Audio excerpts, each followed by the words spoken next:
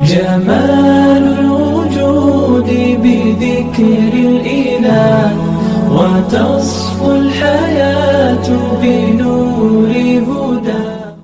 بسم اللہ الرحمن الرحیم. 25 دسمبر یعنی کرسمس ڈے کا دن آنے والا ہے اور ہمارے سامنے تمام ماحول ہے، پورے ہندوستان میں ہم دیکھ رہے ہوں گے.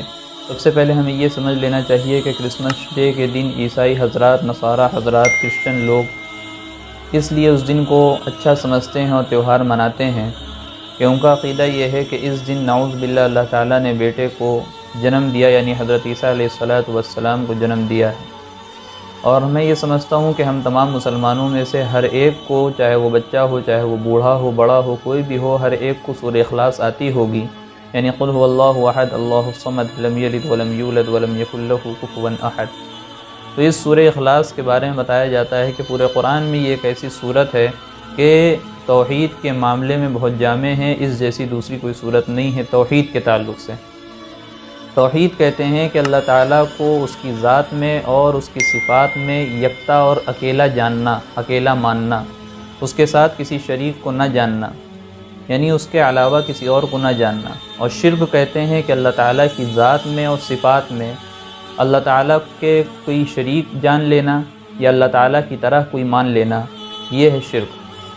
اور سورہ اخلاص میں جو بتایا گیا ہے اس میں پہلی آیت میں ہی کہہ دیا گیا ہے کہ آپ کہہ دیجئے محمد صلی اللہ علیہ وسلم کہ وہ اللہ ایک ہے، اللہ الصمد، وہ بے نیاز ہے، اس کو کسی چیز کی ضرورت نہیں ہے. ہم سب کو اس کی ضرورت ہے لیکن اللہ کو کسی چیز کی ضرورت نہیں ہے. اس کے بعد کی جو آیت ہے اس میں صاف طور پہ بتا دیا گیا کہ لم یلد ولم یولد، کہ اللہ تعالیٰ کا کوئی بیٹا نہیں اور اللہ تعالیٰ کسی کا بیٹا نہیں. یہ دوسرے الفاظ میں آسان معنی میں ترجمہ کرنا چاہیں تو یہ کہہ سکتے ہیں کہ اللہ تعالیٰ سے کوئی نہیں نکلا اور اللہ تعالیٰ کسی سے نہیں نکلا. ولم یکن لہ کفوا احد، اور اللہ تعالیٰ کے برابر اور ہم پلہ کوئی نہیں. تو اس لم یلد ولم یولد کی آیت سے پتہ چل گیا کہ اللہ تعالیٰ کی کوئی اولاد نہیں ہے. اگر اولاد ہوتی تو اللہ تعالیٰ کے اندر گویا کہ یہ عیب پایا جاتا. ہم پڑھتے ہیں کہ سبحان اللہ، کہ اللہ تعالیٰ کی ذات پاک ہے، اللہ تعالیٰ ہر عیب سے پاک ہے. اللہ تعالیٰ ان تمام چیزوں سے اوپر اٹھے ہوئے ہیں جو انسانوں کو لاحق ہوتی ہیں چیزیں. انسان مجبور ہے، انسان کمزور ہے، انسان کے اندر عیب ہے، کمی ہے، نقص ہے، لیکن اللہ کے اندر کوئی کمی نہیں ہے. دوسری جگہ اولاد کے تعلق سے بتایا کہ ان کان للرحمن ولد فانا اول العابدین. یہ اللہ کے نبی صلی اللہ علیہ وسلم کو مخاطب کر کے قرآن کہہ رہا ہے کہ آپ کہہ دیجئے کہ اگر اللہ کی کوئی اولاد ہوتی تو سب سے پہلے میں عبادت کرنے والا ہوتا، سب سے پہلے میں اس کی بات ماننے والا ہوتا. تو اس چیز سے پتہ چلتا ہے کہ کوئی بھی اللہ کی اولاد نہیں ہے، اور کہنا گناہ ہے.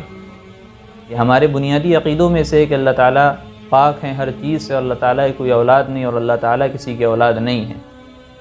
یہ بنیادی عقیدہ ہے. اگر یہ عقیدہ کوئی ختم کر دے گا تو اس کی نمازیں کام نہیں آئیں گی، تو اس کے روزے کام نہیں آئیں گے، اس کے صدقے کام نہیں آئیں گے، اس کے عمرے کام نہیں آئیں گے. شرط یہ ہے کہ ہمارے بنیادی عقیدے مضبوط ہونا چاہیے. اسی طریقے سے سورہ بقرہ میں فرمایا کہ وقالوا اتخذ اللہ ولدا سبحانہ بل لہ ما فی السماوات والارض کل لہ قانتون. فرمایا کہ کچھ لوگ ہیں جو کہتے ہیں کہ اللہ نے بیٹا بنا لیا ہے، اور کچھ لوگ سے مراد یہ کہ کفار و مشرکین جو تھے وہ فرشتوں کو کہتے تھے کہ وہ اللہ کی بیٹیاں ہیں. اور خیبر کے جو یہودی تھے وہ کہتے تھے کہ حضرت عزیر علیہ السلام اللہ کے بیٹے ہیں، اور عیسائی جو ہیں وہ کہتے تھے کہ حضرت عیسیٰ علیہ السلام اللہ کے بیٹے ہیں. تو قرآن کہہ رہا ہے کہ سبحانہ، اللہ کی ذات پاک ہے. بل لہ ما فی السماوات والارض، بلکہ اللہ تعالیٰ تو مالک ہے زمین و آسمان کا، اور اس میں جو چیزیں ہیں تمام چیزیں اللہ کے لیے ہیں. قل لہ قانتون، اے نبی جی آپ ان لوگوں سے کہہ دیجئے کہ تمام کی تمام چیزیں اللہ کی فرما بردار بن کر کے ہیں، اللہ کے تابع ہیں، اللہ کے مطیع ہیں. ویڈیو اگر اچھی لگی ہو تو لائک کریں، شیئر کریں اور چینل کو سبسکرائب کرنا نہ بھولیں، اور ساتھ ہی ساتھ بیل آئیکن کو پریس کریں تاکہ نئی ویڈیو کی نوٹیفیکیشن آپ کو ملتی رہے.